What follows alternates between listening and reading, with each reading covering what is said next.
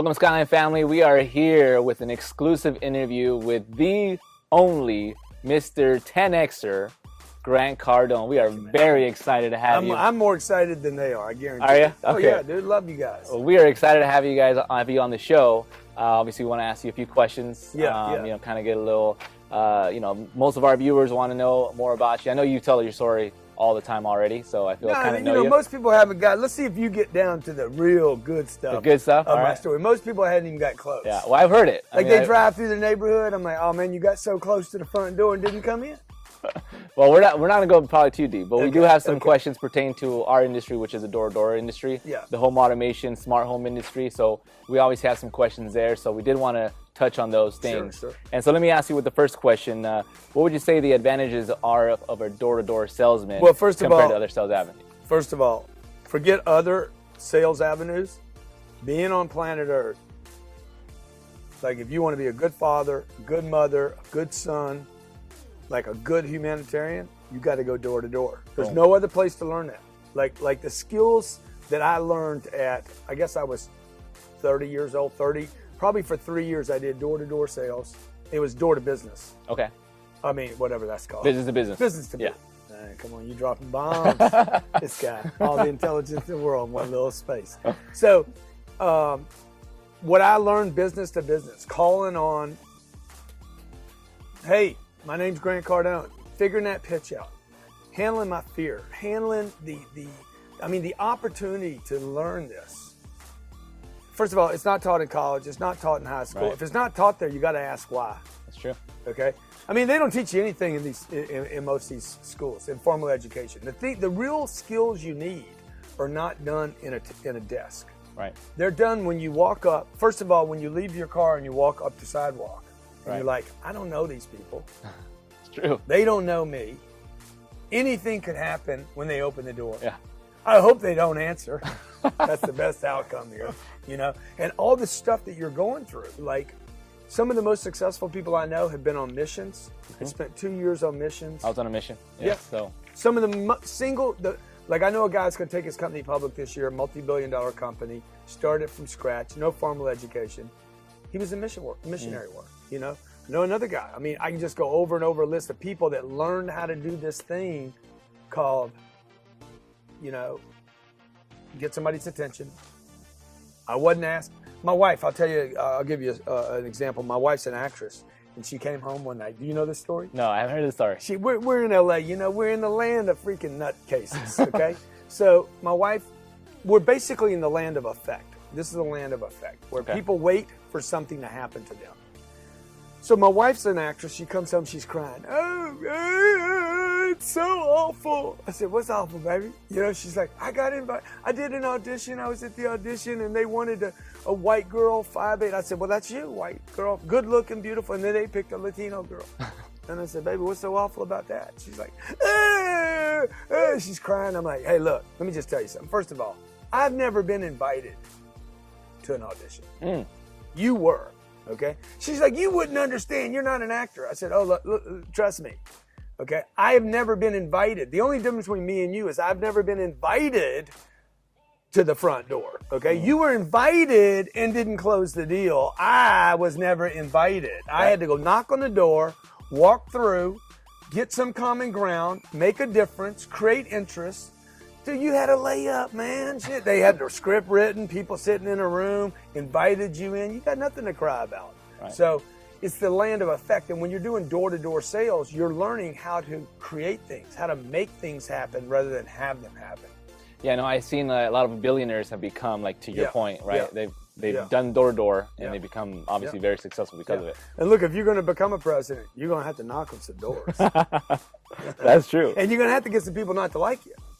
That's true. So I'm sure you've had a lot of sales reps in the door-to-door industry ask you, hey, what should I do to get me to that next level? What's usually your response? Well, I think it's all up here. It's an internal game first. It's like, we were talking, me and Edwin were talking on the way up here in this fancy new car.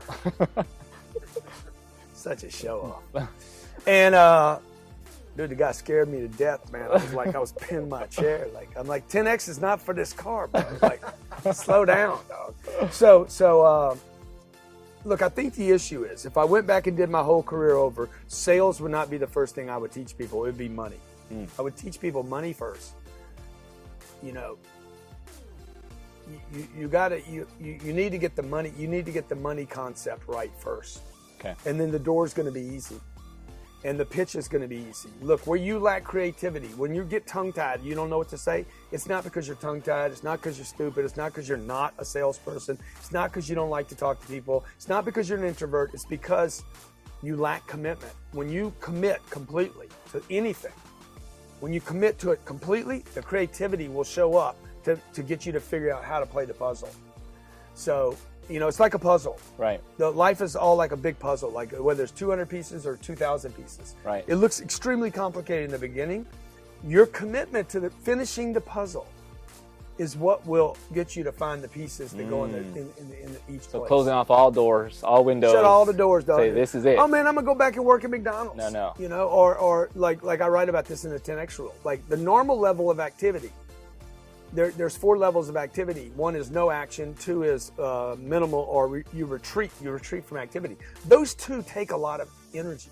Got it. Retreating, if you just do this exercise when this is done, or stop right now and just try walking backwards, man. It takes more energy to walk backwards or run backwards or jump backwards than it takes to go forward, right? And then sit on the couch and decide you're going to go to the refrigerator, grab something to eat, and then I want you to not go.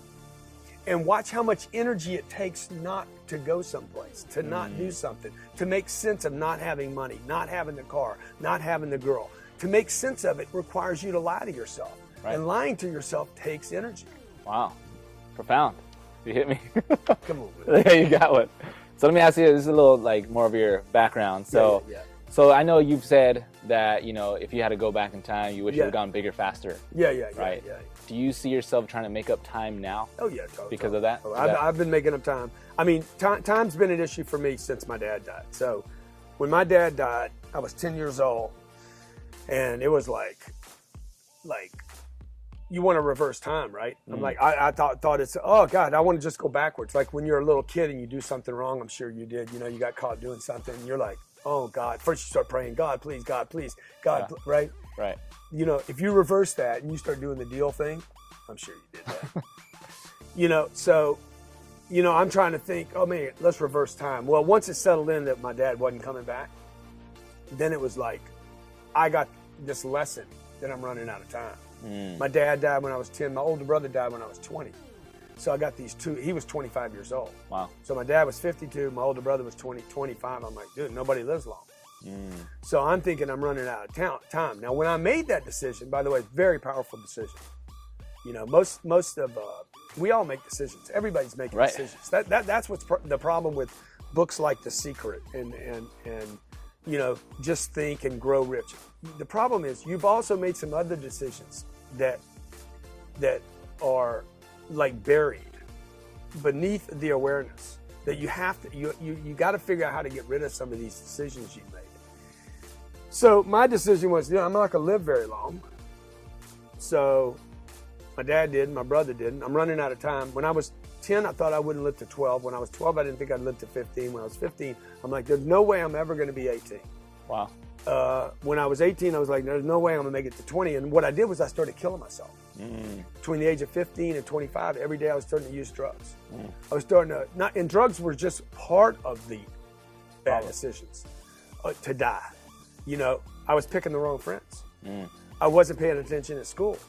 I wasn't writing my goals down.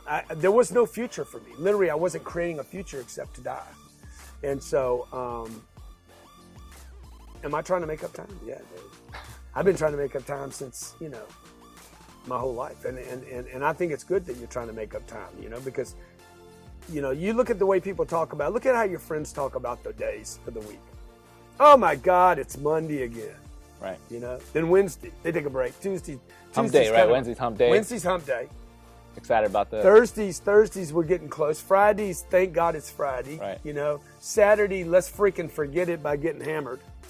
You know, people don't even remember their Saturday. Right. And then Sunday, oh God, not another week coming, right? Oh, and by the way, Sunday's the day you can't work because you read some passage that said you couldn't. So you basically destroyed 5 days of the week. wasting time. And then people sit around saying they don't have any time. Right. So yeah, time's the only reason I want money is for time. Really. I want money to have time. Wow, that's deep.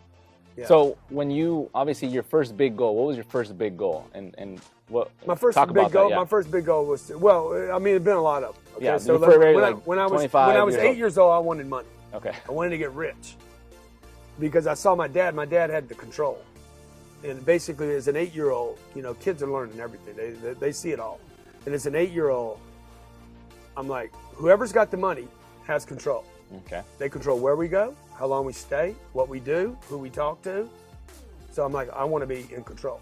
Got it. And so that's why kids, I think, mimic their parents. Yeah.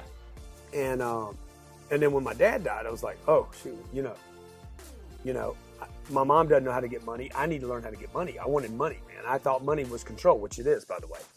And so one thing was I wanted to be rich, man. When I was a kid, I wanted to be James Bond, dude. I wanted to be as cool as Edwin. I wanted to have a fancy car, but more than just having a fancy car, I wanted to be the kid that could freaking crash the car and walk away in my tux, all cool. Like, I wanted to be the guy that could walk in the casino and lose 200,000 pounds and walk away and still get the check, right? Because I was watching movies, dude. Whatever I was watching, influenced you. I wanted to become.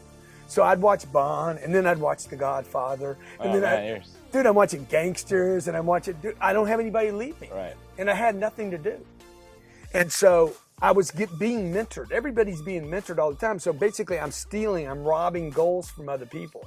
And it probably wasn't until I was about 30 years old that I'm like, hey, I need to come up with my own goals. What do I want? And I think most people have goals that are really lazy. They just adopt ideas. I want to look like him. Haircuts, like your haircut. You saw it on somebody else first, dude. Probably, I don't know. No, for sure. You didn't think that up yourself. Yeah, I think I copied Edwin. So, and then it becomes a trend, right? People follow that, right? So I think with goal setting, a lot of people just you adopt your dad's goals or your mom's. Just be happy, son. Buy a house. Like, where did that goal come from? I don't know, yeah. Okay, buy a house. It's a good deal, and everybody thinks it's a dream. Okay, and it's not a dream, dude. In dreams, you don't have to mow the grass. Right. Okay. In dreams, you don't have to freaking plunge out the toilets. In dreams, you don't have to make payments for 30 years. In dreams, you don't paint the walls of the house. In dreams, hurricanes don't wipe out. See what I'm saying? That's not a dream, dude. That's just a dumbass goal. Right. Now, a good goal would be, I want to live in a different place every 3 months. Okay? Like you've done, right? You're here today. I'm here today. I'm going tomorrow.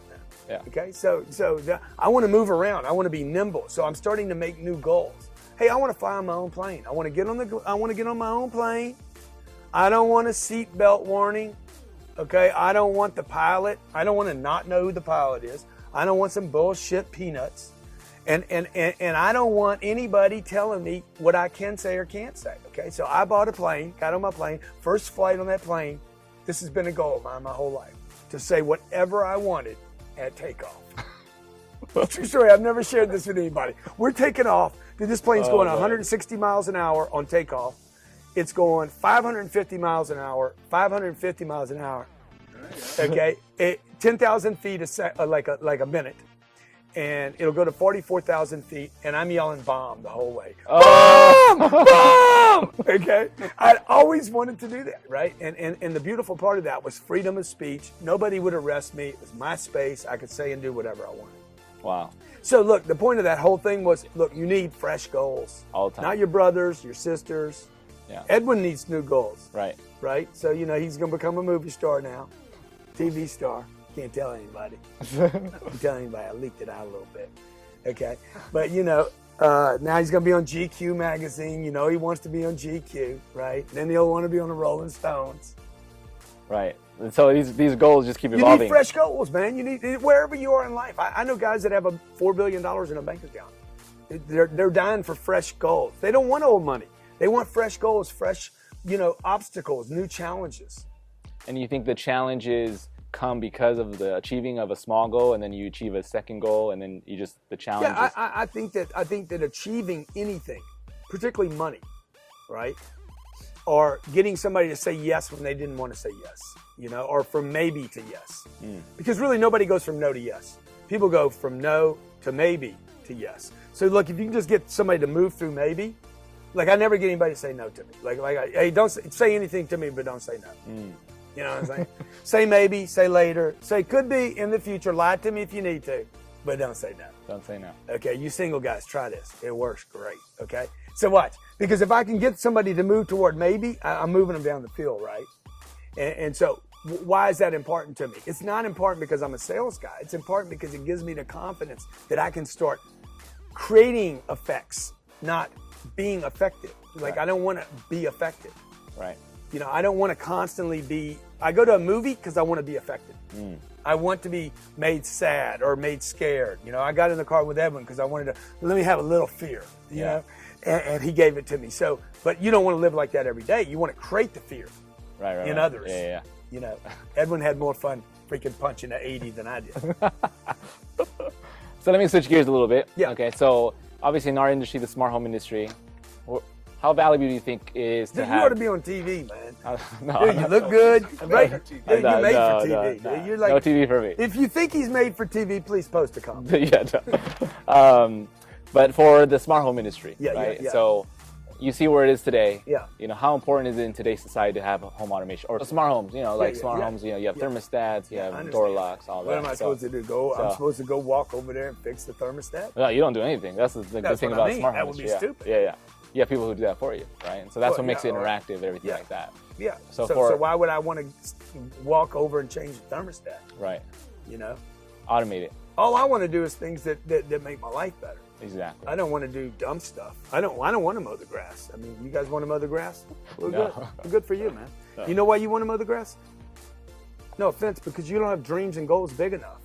Like, you want to wash your car? Good. Go rub out your car, okay? I don't even know why you're doing that, man. Let somebody else do that, man. You could make 200 grand a year, 300 grand a year. How much can you guys make? More than that. Yeah, and you want to rub your car? Yeah. That's dumb. Yeah, well. That's dumb, dude. Let somebody else rub out your car. You can't be a $300,000 or $400,000 producer and all of a sudden become a car washer. It's just stupid. This man's on behind the camera right here, okay? I don't know what you get paid to be on the camera, dude, but don't rub on your car. Let somebody else rub your car out. Oh, man. Just keeping it real, man. Sebastian's got put on blast right now. Yeah. I mean, like, come on, man. Like, if you're going to be a professional whatever, right? If you're gonna be a writer in Hollywood, then be a writer. Be the best writer, and don't spend any time rubbing out your car. Right. Focus on. I'm out there. What am I doing? Washing my damn Civic, man. Let somebody else wash your Civic. Right. So based on that, how important is it to be on a team? I know you talk about teams, right? I know you have your own team here. Yeah. Right. How important is it to have that team? And to all those who are watching that are starting out their teams, what would be the advice that you would give them? Yeah, well, the whole solopreneur thing, I'm going to do it by myself, I'm going to work from home, it's not even real. Like, I know it's popular, you see it on Instagram, and you think some guy's doing something on Instagram, but he's not doing anything, dude. He posted an image of his car that he washes on Instagram, okay? Okay, it might not even be his car, by the way, okay? He's rubbing out his car and posted somebody else's car. He posted a picture of Edwin's car as he passed up here in the hills. So... after he freaking mowed my lawn. So, what would I tell you? Dude, you got to be on a team. I mean, like how are you going any place by yourself? You live on a planet with 7 billion people. You're like, I hear people say all the time, I'm an introvert, and I don't like people. Do you live on planet Earth? Right. Okay. Kind of the wrong place to introvert. So, people, I know people that can't swim, man. I'm like, 2/3 of the planet is water. Hey, jump in this pool, right? You right? might want to get your strokes on, dog. I mean, there's a chance in your lifetime that you're going to need people, and you might need a backstroke, right? You might need to be able to hold your breath at some point. So like, I don't understand why people aren't getting prepared. We live on a planet that is basically, it's got gravity on it, it's got an atmosphere, and there's one common thing, whether you're Chinese, Hispanic. I don't think Hispanic's even a group, is it? Latinos, Hispanics. Latinos, yeah, man. Sure. Okay, sorry, man. Okay, you got blacks, you got whites, you got Italians, you got all these people, right? Koreans. we got all these people, but the truth is, man, economics bind us all together. Okay, I go down to the grocery store and there's somebody from Korea in there. I'm trading money with that person. Okay, that is the exchange. You're on a team. Your team can be your team that has the goal they want to go get is to hit a target, but part of your team is also the people you're selling to. Right. And part of your team is also another team is the community you live in. And another team is your church, and your family, man. These are all teams, right? And your job and my job, I mean, if you want to be all alive, all in the deal, your job is to keep you need to be a freaking super champion of all these teams. Right. Not just one team. So like I see myself as I'm on my church's team. Okay, I'm a leader there. I got to help my church when it needs. I'm on a team, help team. Like when Hurricane Harvey happens, I help. When Hurricane Irma happens, I help. When Mexico has an earthquake, I help. I mean, I don't care where you are, dude. I want to help people. Why? Because I'm a selfish bastard. I want to feel good about myself when I go to sleep at night. Okay? So anybody tells you they give or they perform at high levels just because they want to help other people, dude, everybody wants to be a star. I want to be a star. I want to feel good about myself. Or a hero, right? I mean, you want to be the I'd hero. love to be the hero. Yeah. I'd love to be my hero, though. I don't want to be your guru. I want to be my hero. I want to feel like, dude, I affected somebody's life, right? Right. And well, how can you do that by yourself? Right. Like, so you guys that want to run solo, like, what are you, an assassin? You work for the government. You're like Jason Bourne. You need to be part of a team, man. You need money. Okay. This is not a movie. It's a real deal. And the bigger the team, the better the players on the team. Where's tall dude at there? See, if I played him in ping pong, I'd get better. He wants to play you. He said. Okay? I'd get better. If I play you, I'd get worse.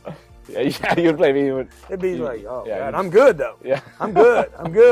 But because you can't return the ball. Right.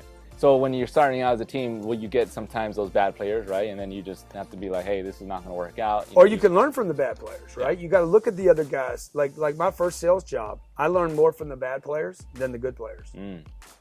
I watched a guy 45 years old. I'm like, dude, I don't want to be that dude. I was 25. I'm like, dude, I do not want to be that dude. Right. He was the top guy where I worked. He was was the top right? guy. The dealership. He was the best guy. And I'm like, I don't want to be that guy. The big belly guy, sits at his desk all day, complains about everything, thinks he's the big shit. And he was the top guy. He was the top guy, dude. And I'm like, I don't want to be that guy, man. I don't want to be that guy when I grow up. Because he was just in it. You know what I'm saying? He got in. He had a lot of talent, never used it, never reached his potential, satisfied guy. That's that guy I talk about in the 10X rule. Number 3, average. Average good, too, by the way. So he's complacent right where he was at. So I was there. I was doing a job, by the way, I didn't want. So for all of you out there that don't like your job, we'll fucking join the club. A lot of people don't like their job, okay? Okay, you can bleep that if you need to. Bleep. Join the club, dog. Join the club. A lot of people don't like their job. Okay, 80% of what I do every day, I don't like to do. I don't like it. Okay, you don't need to like it, by the way. Nobody ever said you needed to like anything, man. Okay? So I want to perform at high levels. I go home at night. I tell my wife one night, man, I had a terrible day. She's like, why'd you come home? I said, huh? She said, if you had a bad day, why don't you go back to the office, turn it into a good day, and then come home? I said, damn, that's strong. You're right, man. You're right. What am I doing coming home with a bad day? Your job is to go out and change the day, right? And so I don't want to be that guy. I don't want to be that average guy. I want to be that superstar.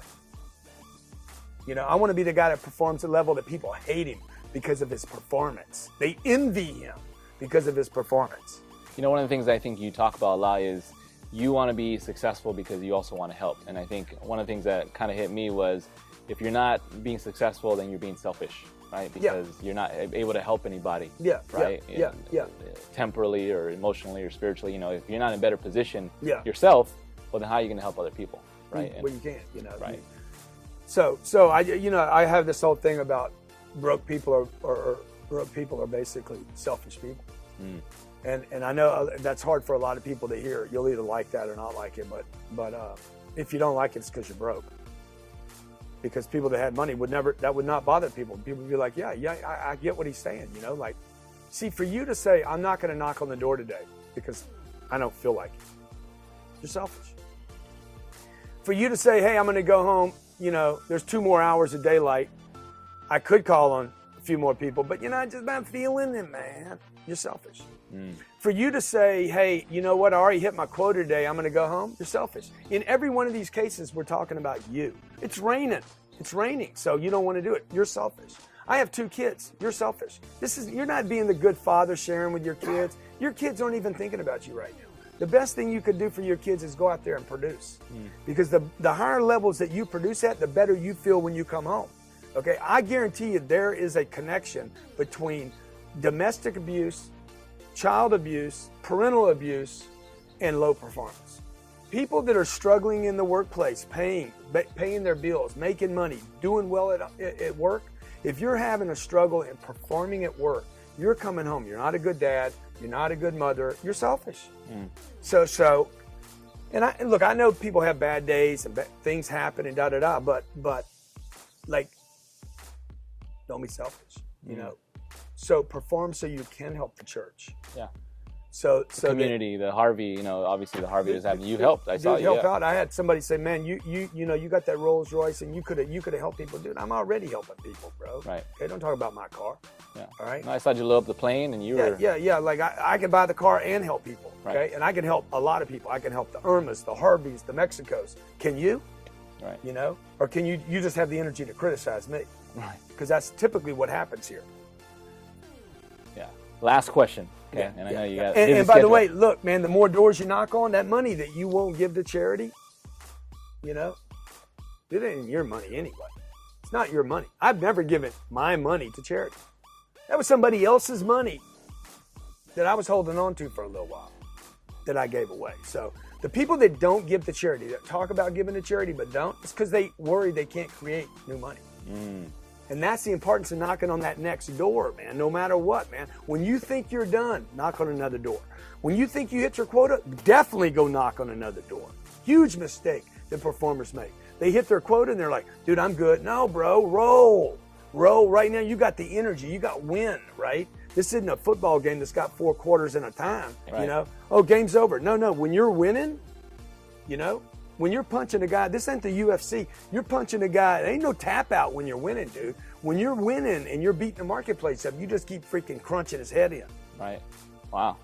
Yeah, man. Last one. Okay, one more question. Come on. All right. So what are the intangible rewards that you received for your massive success? Intangible. I mean, personal confidence, self-confidence. Can't measure it, friends everywhere. I have friends all over the world now, I mean, if I get in the jam, I know somebody's going to help me. Wow. I was at the gym. What gym? Equinox this morning. 2 dudes. I mean, these guys are freaking got. What are my biceps, like 22s? Theirs are like 38s. These guys are freaking mass. I mean, they're deadlifting 315 pounds. They're probably 28 years old. These 2 dudes look at me and like, Uncle G! But it just filled my heart so much because here's 2 dudes, grew up in LA. I don't know them, they don't know me, but they're like, you're my uncle, man. I read your 10X rule. I wake up to you every morning. Like, that's an intangible. They'll never hit my net worth statement. A bank can't see evidence of it. So that, I'm a good father, man. I make time for my kids. I mean, an intangible is a hurricane comes. You help. I call the plane. I say, hey, we're out of here. Brian. Let's go deliver products. I mean, there's so many intangibles, man. The ability to give money away and not worry about it, to pay a bill and not worry about it, not worry about it too much. Worry a little bit. But mostly the biggest thing, man, is self-confidence. The self-confidence.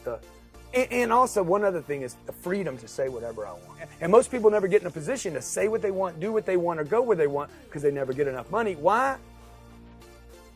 Because they never knocked on enough doors. Well, appreciate your time, Uncle G. Come on, man. Appreciate your time. Dude, you need to be on TV, dog. Okay. Come on, I'm serious, man. Not happening. Well, we want to thank you guys for watching our Skyline show. And here you go. We had him on our show. We're very excited about that.